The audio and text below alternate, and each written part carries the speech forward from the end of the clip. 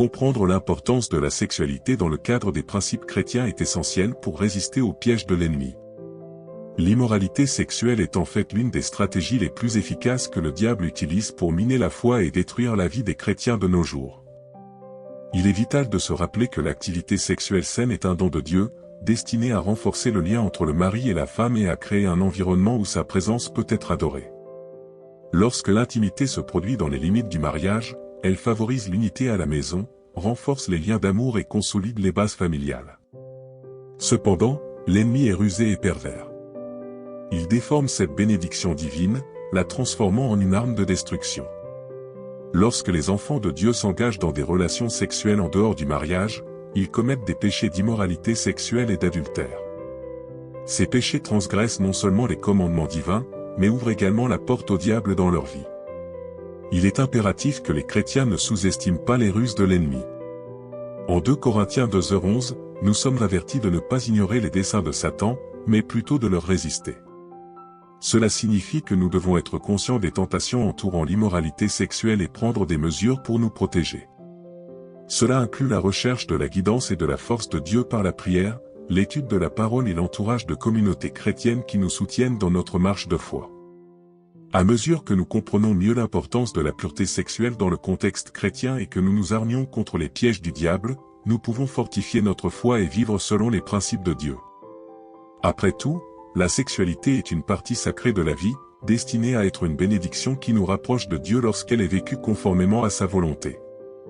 La gravité de ce sujet est indéniable, car elle est profondément enracinée dans la foi et la morale chrétienne. La parole de Dieu, la Bible, nous enseigne qu'en devenant enfants de Dieu, nous sommes spirituellement unis à Jésus et devenons membres de son corps. Ce concept va au-delà d'une simple association, il implique que tout ce que nous faisons se reflète directement en Christ, car nous sommes ses membres. C'est une révélation profonde et percutante, une responsabilité qui ne peut être sous-estimée. L'apôtre Paul, en écrivant à l'église de Corinthe, a exprimé la profondeur de cette union en décrivant le corps de Christ. Il a souligné que le fait d'être membre de ce corps implique une connexion si intime qu'elle est presque indescriptible. Et en utilisant l'analogie de l'acte sexuel avec une prostituée, comme indiqué dans 1 Corinthiens 6h16, il a mis en garde contre la gravité de toute action qui pourrait déshonorer cette union spirituelle. Dans ce monde rempli d'opinions diverses, il est vital que les chrétiens ne doutent jamais de la parole de Dieu contenue dans la Bible. Ceux qui cherchent à discréditer ou à déformer les Écritures peuvent présenter leur propre interprétation et justification, mais il est essentiel de ne pas tomber dans ce piège. La vérité qui émane des pages de la Bible est un guide fiable pour la vie spirituelle et morale. Lorsque l'on cherche des failles, l'adversaire peut les pointer, mais en faisant confiance à l'esprit de la parole, on trouve la véritable vie. Cette mise en garde est particulièrement pertinente pour les discussions actuelles sur les questions morales, telles que l'immoralité sexuelle. Beaucoup de gens peuvent essayer de justifier des pratiques que la Bible condamne, en utilisant des arguments basés sur le consentement, la liberté ou l'évolution culturelle. Cependant, il est essentiel de discerner que de tels arguments ne représentent pas la volonté de Dieu. La Bible, en 1 Corinthiens 6h9, est claire en affirmant que les injustes n'hériteront pas du royaume de Dieu. De plus, le livre de l'Apocalypse, au chapitre 21h8, met en garde contre les conséquences pour ceux qui vivent dans la désobéissance à Dieu. Cela inclut les lâches, les incrédules, les abominables, les meurtriers, les impurs, les sorciers, les idolâtres et les menteurs, dont le destin est les temps de feu. Ces avertissements sont un rappel urgent de l'importance de vivre selon les principes de la foi chrétienne et de l'obéissance à la volonté de Dieu, même lorsque le monde qui nous entoure cherche à justifier le contraire. Par conséquent, la gravité de ce sujet est incontestable pour les chrétiens, car elle concerne la conformité à la volonté divine et les conséquences éternelles de nos actions. Notre message s'adresse à 2 catégories de personnes, ceux qui sont sexuellement actifs et ceux qui sont sur le point de succomber à la tentation de s'engager sexuellement. Nous voulons transmettre l'importance de comprendre la signification spirituelle des relations sexuelles et comment cela affecte non seulement notre corps, mais aussi notre âme.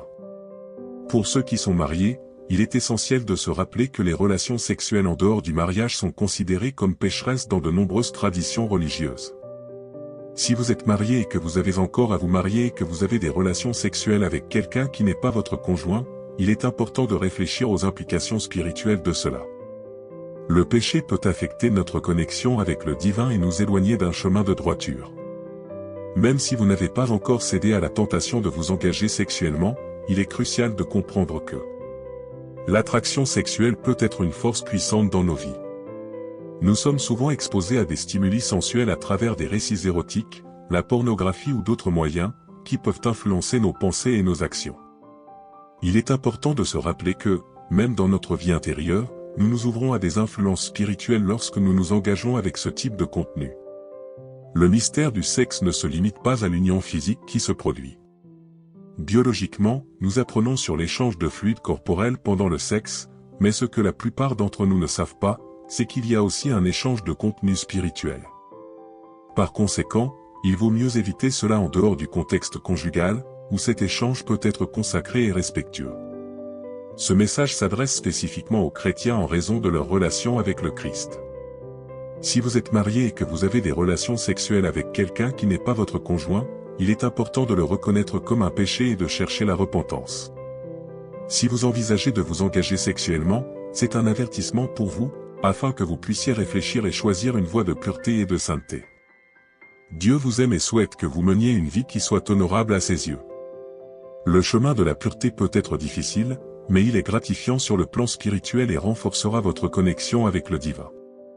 N'oubliez jamais que le pardon et la rédemption sont à portée de main lorsque vous vous repentez sincèrement et que vous cherchez la guidance divine dans votre parcours de foi. Les péchés sexuels sont des armes destructrices que l'ennemi utilise contre les chrétiens, car il sait que lorsqu'une personne qui suit la foi chrétienne donne son corps à un partenaire avec qui elle n'est pas mariée, elle est sujette à souiller son corps et à ouvrir la porte à l'influence démoniaque. Le corps humain est considéré comme le temple de Dieu, et en s'engageant dans l'immoralité sexuelle, cette sainteté est profanée, permettant aux démons d'entrer dans la vie de la personne. Cependant, il est important de se rappeler qu'il y a de l'espoir pour ceux qui ont commis des péchés sexuels. La repentance sincère et le retour à Dieu peuvent ouvrir la voie à la libération et à la possibilité de vivre une vie de pureté. Voici quelques étapes qui peuvent aider dans ce processus de rédemption. Reconnaître le péché et se repentir sincèrement. La première étape consiste à reconnaître que vous avez commis un péché sexuel et à ressentir un sincère repentir pour vos actions. Cela implique un profond regret et la décision de changer de cap. Demandez à Dieu la délivrance, priez Dieu pour demander pardon et délivrance de l'esprit d'immoralité sexuelle.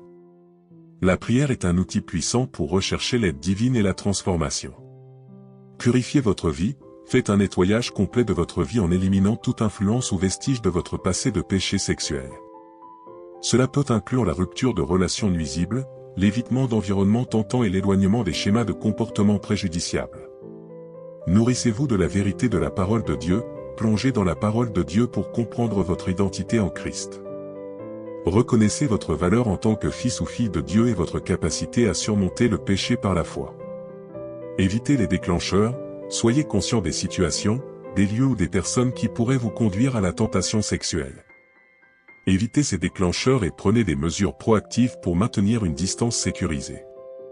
Engagez-vous dans la prière et la recherche de Dieu, maintenez une vie de prière constante et de recherche spirituelle.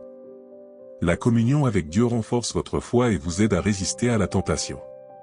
Fuyez le péché sexuel, lorsque vous êtes confronté à la tentation, n'hésitez pas à vous en éloigner. Évitez les situations compromettantes et prenez des mesures pour préserver votre pureté. Rappelez-vous que le chemin de la restauration après des péchés sexuels peut être difficile, mais avec la foi, la détermination et le soutien de la communauté chrétienne, il est possible de rechercher la pureté et la réconciliation avec Dieu. Dieu est miséricordieux et prêt à pardonner ceux qui cherchent sincèrement sa grâce et sa guidance pour vivre une vie de sainteté.